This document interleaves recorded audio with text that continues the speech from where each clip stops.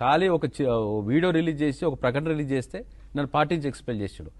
అసలు నన్నే వద్దు అనుకున్నప్పుడు నా పార్టీ ఎందుకు అని అడుగుతున్నాయి ఆయనకి. జగన్మోహన్ రెడ్డి గారికి నన్ను వద్దు అనుకున్నప్పుడు నా పార్టీ ఎందుకు నీకు, సొంత పార్టీ పెట్టుకో, నడుపుకో, ఆంధ్రప్రదేశ్లో హ్యాపీగా, నేను ఎవరు అబ్జెక్ట్ చేయరు, నా పార్టీని ఆ పార్టీని ఇచ్చేసి తెలంగాణ బతికించుకుంటా. స్పందించరు కూడా.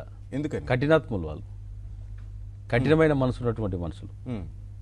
9.5 సంవత్సరాల పార్టీ కోసం కష్టపడిన వాళ్ళకి అక్కడ స్థానం లేదు. ఆర్థిక పరంగా ఉన్నవారికి అక్కడ స్థానం ఉంది. అదే నేను శివారెడ్డి అయితే నాకు మంచి ప్రాధాన్యత ఉంటుండే. లేకపోతే శివకుమార్ అయినందువల్ల వాల్యూ లేదంటారా? శివారెడ్డి అయితే నాకు అక్కడ నన్ను ఎక్స్పెల్షన్ ఉండదు నాకు ఇక్కడ.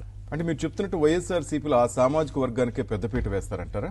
అది నేను చెప్పేది ఓపెన్ గా తెలుసు మీకు, అక్కడ అందరు అదే జరుగుతుంది కదా. ఆ పార్టీని మీరు హస్తగతం చేసుకోవచ్చు కదా. ఆవిడ బాండింగ్స్ ఏమైనా జరిగాయి మీ మధ్య? రెజల్యూషన్స్ ఉంటాయి, ఆ రెజల్యూషన్స్ ప్రకారం జరిగింది. ఆ రిజల్యూషన్స్ ప్రకారం మళ్ళీ టేక్ ఓవర్ చేసుకోవాలన్నప్పుడు అన్నాడీఎంకే పార్టీ లెక్క అవుతుంది ఈరోజు. ఓకే, తమిళనాడులో జయలలిత పార్టీ మాదిరి అవుతుంది ఆ పార్టీ. ఆ పరిస్థితి చేయాలని ఆలోచన నేను లేను. ఓకే, నాకు